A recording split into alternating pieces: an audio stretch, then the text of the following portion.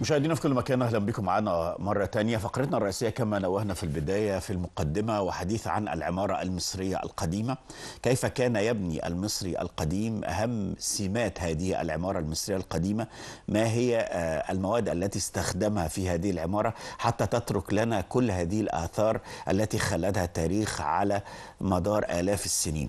هنتكلم بشكل اكثر تفصيلا عن هذا الموضوع من خلال لقائنا مع الباحث الاثري الاستاذ اسلام زغلول. اهلا بك معنا. اهلا بحضرتك يا استاذ. صباح الخير وكل سنه وانت طيب. صباح الخير يا حضرتك، كل سنه وحضرتك طيب. يمكن وقتنا مش كبير، عشان كده عايزين نجمل حديثنا في عده اسئله كده يمكن حضرتك هتتكلم فيها، وهي المرتبطه باهم السمات المرتبطه بالعماره المصريه القديمه، وهل تطورت بناء او مواد البناء على مدار مصر القديمه من عصر الاسره الاولى وصولا لعصور اخرى. يمكن من مميزات الحضاره المصريه القديمه ان المصري القديم برع في استخدام العماره المصريه القديمه من الحجر. يمكن في حضارات اخرى صحيح تضاهي الحضاره المصريه القديمه، لكن كان بنائها من الطين، الطوب اللبن، لذلك ما بنلاقيش ليها اثار كثيره. من مميزات الحضاره المصريه القديمه انه استخدام البناء في الحجر. يمكن الاسره الثانيه والاولى في عصر العتيق، بدايه الاسرات، بدا البناء المقابر والابنيه من الطوب اللبن والدعامات الخشبيه. تحول طفره معماريه كبيره جدا في عهد الملك زوسر في الاسره الثالثه من الدوله القديمه بمساعده الوزير امحتب. تغير تماما في عهد الباشمهندس امحتب عصر الاسره الثالثه، بدا البناء يبقى بناء حجري متمثلا فيما يعرف بالهرم المدرج. يعني بدا الهرم المدرج يكون اول هرم بناء حجري في التاريخ. في الانسانيه بدا يتحول البناء من الطوب اللبن والدعامات الخشبيه الى بناء حجري. يعني هي الطفره الكبيره وهي سبب رئيسي في وصول الاثار لينا دلوقتي هو التحول للبناء بالحجر. بالظبط، لان احنا عندنا الحضاره العراقيه الشقيقه ومعظم الاثار بتاعتها من الطين والبوص، فتلاقي الاثار بتاعتها تندثر سريعا. لكن كمان عندنا عوامل المناخ عندنا حر، فده كان حظنا يعني حسن. ساعد على بقاء يعني المواد الطين. واحنا عندنا دلوقتي بنشوف برضو ابنيه قليله جدا في من الطين من عصر الدوله القديمه، لكن مهدمه مثل اثار اهرام الدوله الوسطى. تطور الامر بشيء يا استاذ هاني في عهد الاسره الرابعه. شفنا البناء والتعمير في عهد الملك سنفرو اللي بنى 4 اهرامات لنفسه، لكن من اهمهم الهرم المنكسر. بنى هرم بسعاده المهندس وانكسر في زاويه البناء. فاذا مقصود الانكسار ده ولا عوامل تعريه؟ لا ده المهندس اخطا. فلذلك دي رساله للناس اللي بنقول الاهرامات اتبنت بالسحر والجبتومانيا والكلام الفاضي ده كله. لا، ده مهندس يجيد ويخطئ. يعني كسر زاويه الميل بتاعته، فالملك سنفرو زعل فقال لا انا عايز ابني هرم تاني، فبنى الهرم الشمالي الاحمر واحتفظ بالقديم. موجود الهرم 2 في دهشور دلوقتي، الهرم المنكسر له والهرم الشمالي اللي يضاهي. هو الهرم المنكسر ده كامل من جوه برضه بخصائصه الداخليه ولا لم يكتمل؟ لا، كامل وكل حاجه، لكن الملك بقى يعني زاويه الميل انكسرت، ما كانش الشكل مش عاجبه. بالظبط، فبنى الهرم الشمالي واثنين اخرين صغيرين. جاء الملك خوفو تعلم من خطا ابيه، ونفر معد ده كان المهندس للملك سنفرو والد خوفو، ونفر معد خلف ولد اخر مهندس حم ايونو اللي هو مهندس الهرم الاكبر.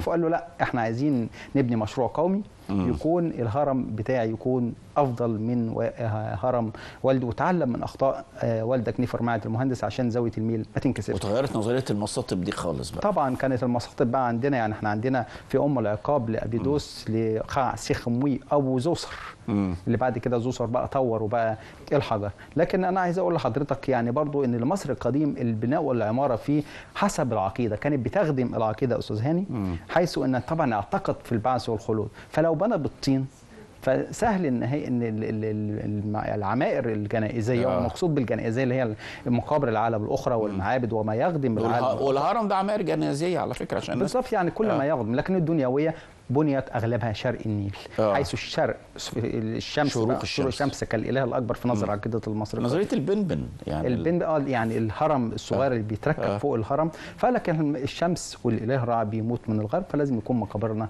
ناحيه الغرب. لكن طبعا كمجموعه هرميه بدات بمعبد الوادي في غرب النيل، بدا يستقبل جثمان الملك استاذ هاني من شرق النيل لغرب النيل في معبد الوادي. كان بيقام فيه مواد التحنيط وعمليه التحنيط اللي مدتها 70 يوم، ثم طريق صاعد ماسك من معبد الوادي الى، سمي بالطريق صاعد عشان بياخد من تحت لفوق. طالع بقى للمعبد الجنائزي اللي بيقام زي دلوقتي احنا كمسيحيين ومسلمين عندنا المصطبات الترحميه وبنقرا الايات على اموات، كذلك المعبد الجنائزي كان فايدته ده. ثم الهرم كان هو الشمال، المقبره الشماليه. معنى كده ان يكون في مقبره جنوبيه؟ نعم، كان في مقبره جنوبيه علشان تطبق عقيده الاثنين، واحد في الجنوب واحد في الشرق.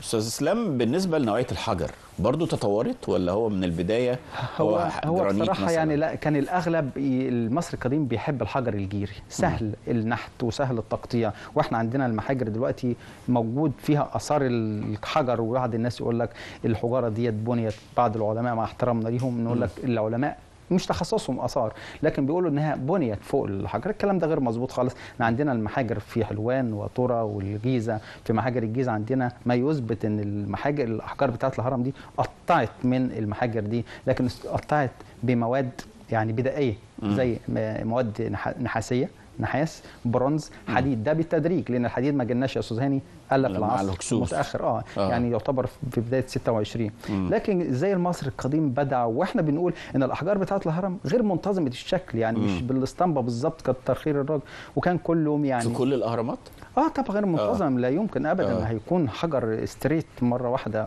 بزاويه ميزان واحده، وده كمان بيدحض النظريه الخاصه بالظبط. انسان بيقطع انسان لكن لو كان جن او سحر او كلام كان اسطمبه واحده. العمليه كانت زي ما بيقولوا يعني بالظبط. الحجر الجيري كان في معظم بس هو مش اصلا انواع الحجر يعني. لا، لكن بقى انا جاي لحضرتك في غرف الدفن اللي جوه والسقف ساعات بيكون من الحجر الجرانيت واحجار اخرى صلبه تيجي من اسوان. تيجي من اسوان خاصه علشان تحمي حجره الدفن، لان حجره الدفن او حجره الذهب كما يقال عليها حجره الدفن الملك هي اهم حجره في الهرم علشان تحمي الهرم. كان المدخل الهرم شمالي في عهد الدوله القديمه، اسره 3 الاسره 6. ليه؟ علشان هو حطه لسبب، كان بارعين في علم الكهنوت الكهنه. كان في نجم اسمه نجم الشعره اليمنيه في السماء، كان هو بيضاهي ناحيه الشمال اللي احنا كلنا بنشوفه جنب القمر. لكن المدخل الهرم في الشمال علشان لما الملك يفيق من غيبوبته في العالم الاخر فيصعد اتجاه النجم الشعره اليمنيه، فاعتقد النجم ده بيسكنه الارواح الخيره، الملوك السابقين الصالحين والالاف، فيصعد للسماء معهم اي يصعد للجنه. لكن الفكر ده اتغير في عهد الدوله الوسطى، بدا المدخل يبقى جنوبي. ليه؟ قالوا بقى ملوك الدولة الوسطى قالوا الأهرامات في الدولة القديمة واضحة جدا للصوص. المدخل شمالي فبيخش يقدر اللص ينهب زي ما هو اللصوص حتى الفراعنة مصر القديم. فالكلام ده عكسوا ملوك الدولة الوسطى وعملوا المدخل جنوبي. لكن أهرامات الدولة القديمة مش معقدة من الداخل، سهل ان انت توصل لها. أهرامات الدولة الوسطى بسيطة لا تتجاوز يعني ال 25 ل 50 متر واربع حجر بمقابله البعض يا استاذ يحطوا قصادها حشو حجره وكومه حجره وردم وبالطين اللبن. هو ده الهرم في نظر عشان ما يرهقش خزينه الدوله، عشان ما فيش امكانيات تعمل بيها. لكن كانت الدهاليز والممرات اللي جوه معقده للغايه لتضليل اللصوص. بنذكر هرم المنحات الثالث لما في لصوص يعني في العصر السابقين والحديث بداوا يعني عايزين من باحثين على الكنوز الخارجين مش عارفين يوصلوا لحجره الدفن اطلاقا، فبالصدفه لقوا الارضيه ممره لفتحه. الفتحه دي فتحوها لو هي سقف حجره الدفن. يبصوا في الموميا ما لقوش كنوز، من غيظهم فرتكوا الموميا، فارتكوا الاثار من جوه. ده بيديك اشاره ان كان في دهاليز معقده في عصر الدوله الوسطى بالنسبه للاهرامات. لكن ده ما يمنعش ان طبعا عندنا في الدوله القديمه ايضا مقابر، عندنا معابد الشمس ايضا من ضمن العمار، عندنا عماره دنيويه. الراجل المهندس المحل اللي احنا بنقول عليه البنا دلوقتي بيجي يبني لنا البيت، بس كان بيبني باسطمبات او موديلز بيلدينج اللي هو القالب الطوب اللبن عشان يخش يعمل وده كان بيحصل من عشرات السنين يا استاذ هاني. ولسه لحد دلوقتي بالظبط. وكان بيتم مواد البناء. لكن طبعا البناء الحجري اهتم بيه المصري القديم في العماره الجنائيه. طب نوع الحجر كان يعني بيبين القيمه بتاعه المكان، يعني الجرانيت، البازلت. ده البازلت ده اعتقد ان هو طب هو حضرتك الاول يعني القطع الجرانيت والبازلت اولا نادر، ثانيا صعب جدا لانه اصلب انواع الاحجار زي شاشه البازلت الجرانيت وغيره. لكن الجيري سهل. هيبني هرم كامل. الهرم عندنا بيتكون من 1,300,000 حجر. ده النظريه الصح. بعض الناس تقول لك 2,300,000 حجر، بس نظريات استاذنا بقى والدكتور زاهي حواس بدات تقول ان الصح 1,300,000 حجر. فانا هجيب 1,300,000 حجر حجر جرانيتي صعب جدا. او فهو اكتفى بحجره الدفن تكون جرانيتي علشان تحمي حجره الدفن، لكن باقي الاحجار كلها من الحجر الجيري، والحمد لله هو بصحه جيده على الحجر الجيري، لكن هو مطلوب منا المحافظه عليه.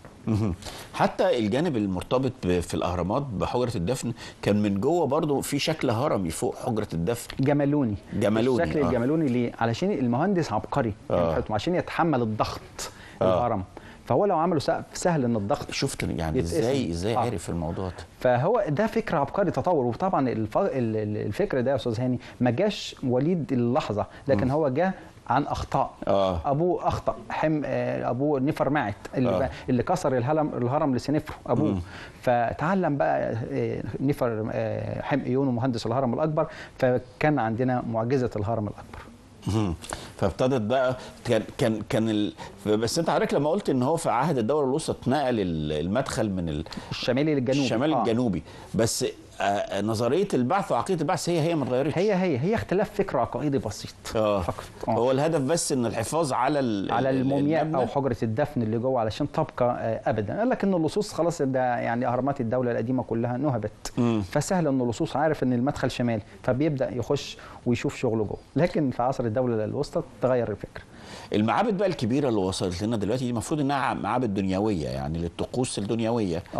برضه كانت من نفس الاحجار ولا كان النظريه في بنائها مختلفه؟ لا هو برضه الحجر الجديد كان محبب للمصري لسهوله القطع، واحنا يعني ما عندناش معابد كتير في عصر يعني معبد الاقصر ده حجر جيري، في عصر الدوله الحديثه لا ده في عصر الدوله الحديثه بقى احجار مختلفه، لان معبد الكرنك بني منذ الاسره 11 يا استاذ هاني حتى عصر اليونان الروماني.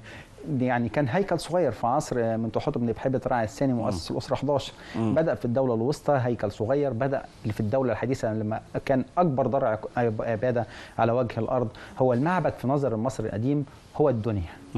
في المدرسة وفي المعبد اللي كان بيسمى البرعنخ وفي الكهنوت وفي كل شيء.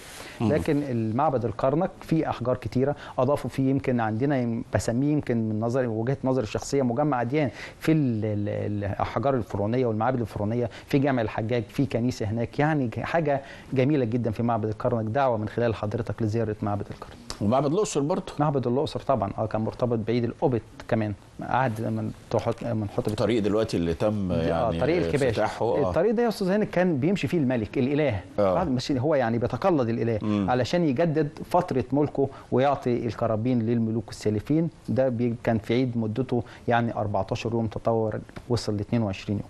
طب في وادي الملوك والملكات في معابد في وادي الملوك، والمفروض ان ده شرق النيل. يعني كان بقى وادي الملوك فيها 62 مقبره اختصت بمقابر، بس في معابد. المعابد بقى في الشرق دي عم معابد جنائزيه بقى. الشرق بقى زي الكرنك والاقصر وغيرها. طبعا بنروح على اسوان بنلاقي ابو سمبل ودندره في اسوان بس المعابد هنا غير المعابد هنا، ولا هي نفس الفكره ونفس هو نفس الهيكل بالظبط ونفس الحجر يمكن عايز اضيف لحضرتك ان مميزات الحضاره المصريه كان فيها الخط المستقيم فقط. الراجل المهندس عمل الخط المستقيم زاويه، ما عندوش ثقافه الخط المنحني، ما عندوش ثقافه الخط المنكسر. كان عندنا اليونانيين والرومانيين بقى تطوروا، كان في شكل جمالي اكثر علشان كان فيها 3 خطوط، منحني منكسر مستقيم. ده في العماره اليونانيه الرومانيه بالظبط. اشكرك جدا على هذا اللقاء، بنسعد بيك وباضافاتك. الباحث الاثري الاستاذ اسلام زغلول، نورتنا النهارده. اشكرك يا استاذ هاني. مشاهدينا في كل مكان، سعدنا بوجودنا معاكم النهارده، فعلى وعد دائم بلقاءات اخرى قادمه. انتظرونا غدا وفريق عمل جديد من صباح عليكم.